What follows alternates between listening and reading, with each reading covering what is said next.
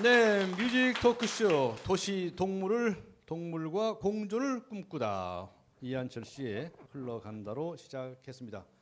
이한철 씨 고맙습니다. 나오셔서 바쁘신데. 네, 감사합니다. 그리고 또 한 분 동물보호시민단체 카라 대표 임순례 감독 나오셨습니다. 고맙습니다. 네, 안녕하세요. 네, 환영합니다.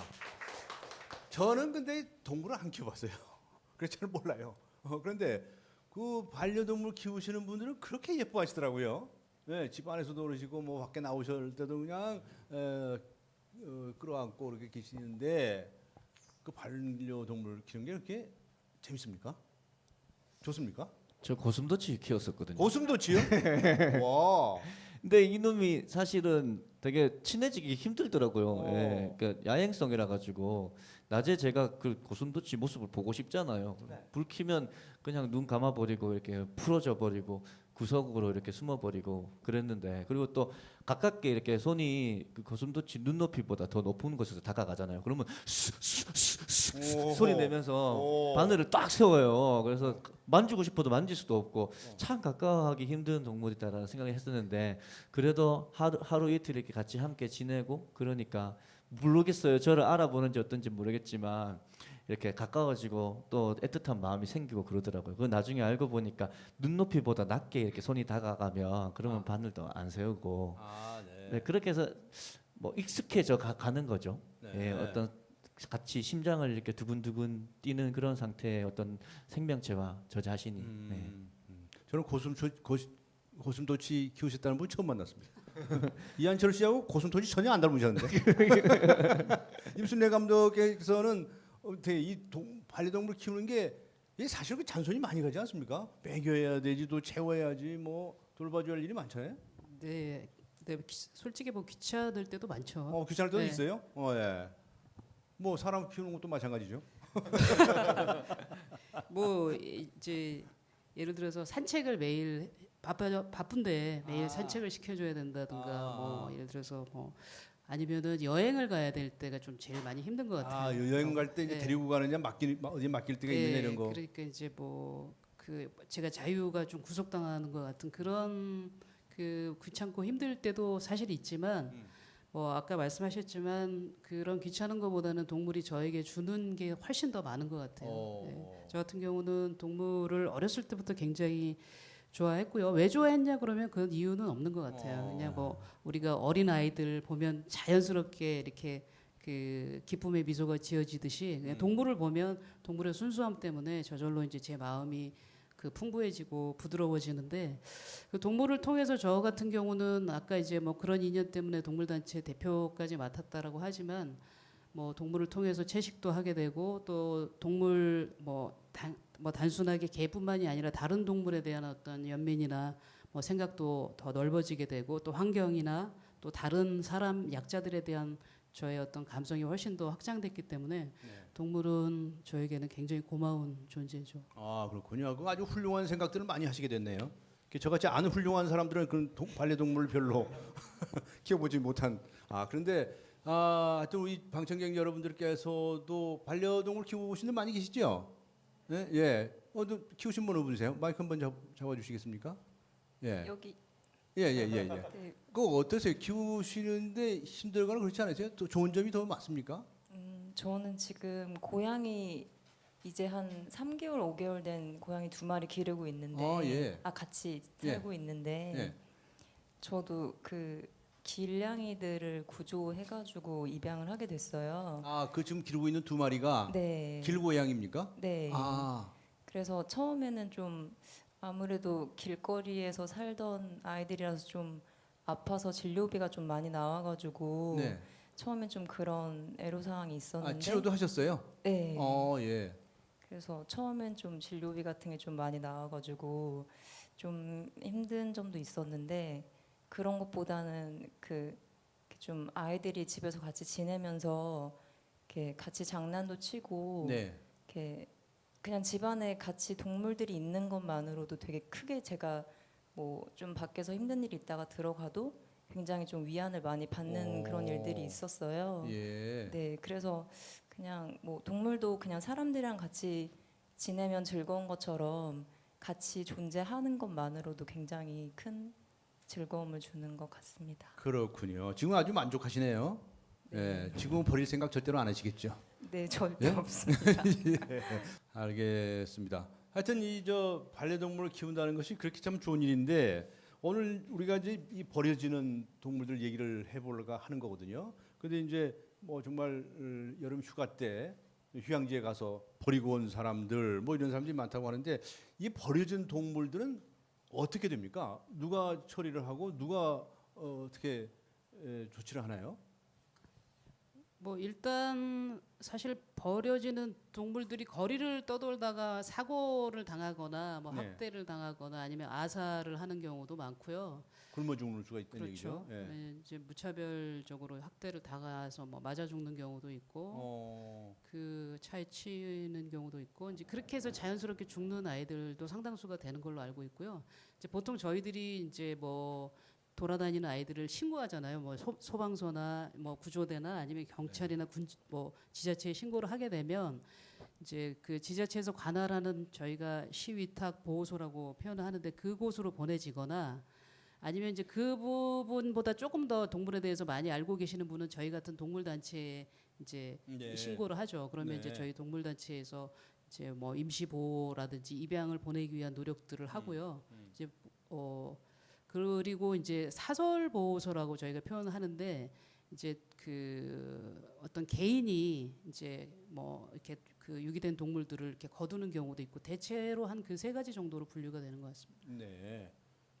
근데 그 동물 보호센터나 그 뭐 그런 사설 보호소 이런데 수용되면 그 이후에 어떻게 되는지도 되게 궁금한데요. 네. 뭐 듣기로는 열흘 지나면 안락사 시킨다. 뭐 이런 얘기도 저 들어본 네. 적이 있거든요. 뭐 시위탁 정부나 지자체에서 관리하는 시위탁 보호소에서는 말씀하신 대로 열흘밖에 보호 기간이 안 되고요.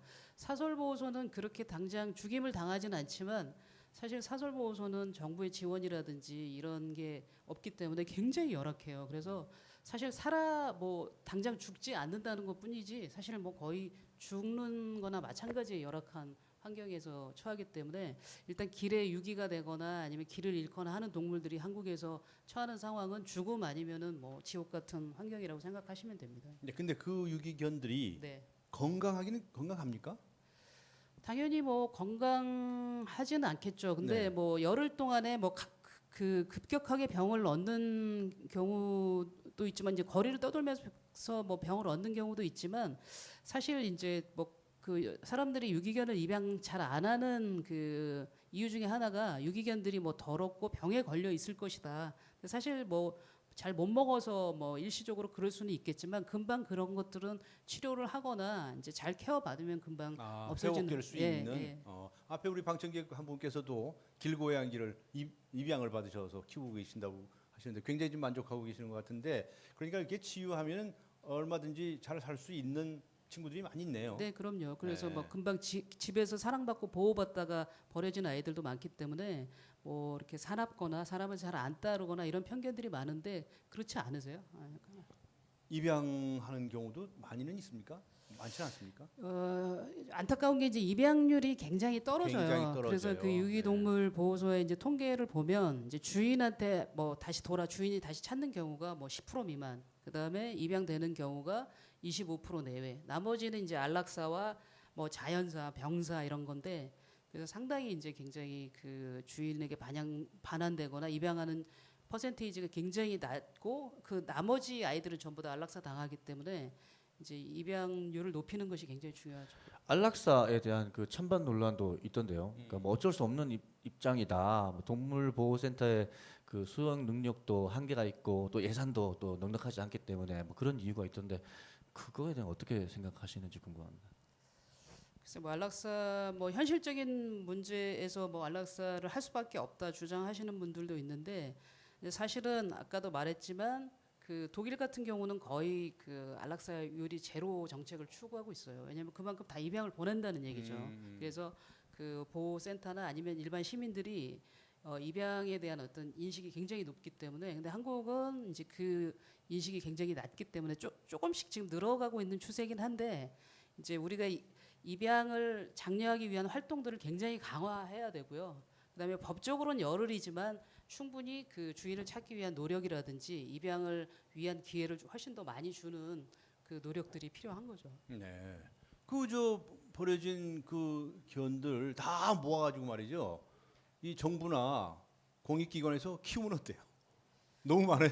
여기 이제 우리 뭐 방청객분들이 와 하고 웃으시는데. 아까도 네. 엄청난 숫자였죠. 10만 마리. 네, 그러니까요. 감당할 수 없으니까 우리 그냥 개개인이 그 동물들에 대한 사랑하는 마음으로 이렇게 품어야 될 것 같다는 생각이 듭니다. 아니 그렇게 키워가지고 그렇게 하다 보면 또 입양하시겠다는 분이 나오실 거 아니겠어요? 아주 그것도 아주 싼 값에. 예? 예, 그러니까 이제 저희 그 카라에도 지금 입양 센터, 입양 카페가 있잖아요. 예, 그래서 예. 입양을 일반 시민들이 자주 접근할 수 있고 입양에 대해서 많이 그 접할 수 있는 그런 공간과 그런 프로그램들이 많이 더 필요하죠. 그래서 저희가 생각하기에는 정부가 돈이 많다면 그 전제에서 정부가 돈이 많다는 것은 국민이 세금 낸다는 얘기입니다. 예. 어쨌든 간에 버려지는 견들을 다 이렇게 잘 키워서 건강한 모습들을 보여주고라고 하면 아주 뭐 무료로 분양할 수도 있고 말이죠. 뭐 안 될까? 뭐 그런 근데 생각도 뭐 하게. 지금 상황에서는 이제 네. 뭐 버려진 아이들을 이렇게 뭐 어떻게 저기 지금 말씀하신 그런 거는 사실은 굉장히 현실성이 없고요. 저는 그- 한마디로 기각당했습니다. 더 중요한 거는 버려지지 않도록 사전에 예방하는 거거든요. 그래서 지금 이제 동물들이 어떻게 가정으로 입양되는지 그 시스템을 보시면 저희가 뭐 그 강아지 공장이라고 얘기해요. 그냥 아주 작은 그 집에서 혹은 농장에서 계속 그 모견 종견이라고 하죠. 새끼를 계속 생산하거든요. 그 시스템을 저희가 빨리 그 근절해야지 그 강아지를 쉽게 사고 이런 식으로 대량으로 생산하는 이 시스템 속에서는 이 유기는 계속적으로 그 순환될 수밖에 없기 때문에 그 공급 구조 자체를 좀 끊어야 될 것 같습니다. 그런 얘기 아까 했었잖아요. 이렇게 나 아니면 누군가가 키워주겠지라는 마음. 근데 사실은 실질적으로 저희가 이제 그 버려지고 난 그 동물들이 어떻게 되는가를 살펴보니까 보호해야 될 동물들, 쉼터, 보호소 이런 데가 사실은 뭐 열흘 지나면 그냥 안락사 시켜 버린다고 하니까 그거에 대한 또 다른 생각도 조금 더 심각한 그런 고민들이 필요할 것 같다는 생각이 듭니다. 키우고 계신 분들 혹시라도 버리고자 이렇게 마음 먹고 계신 분들한테 말이죠. 네. 임순례 감독님께서는 아예 이렇게 사육을 해서 키우는 공급하는 그쪽에서부터 조절을 해 나가야 한다라는 말씀을 하셨고 그렇게 해서 우리가 잘 키운 것까지는 좋은데 키운 다음에 마음이 변한단 말이에요, 그렇죠? 예?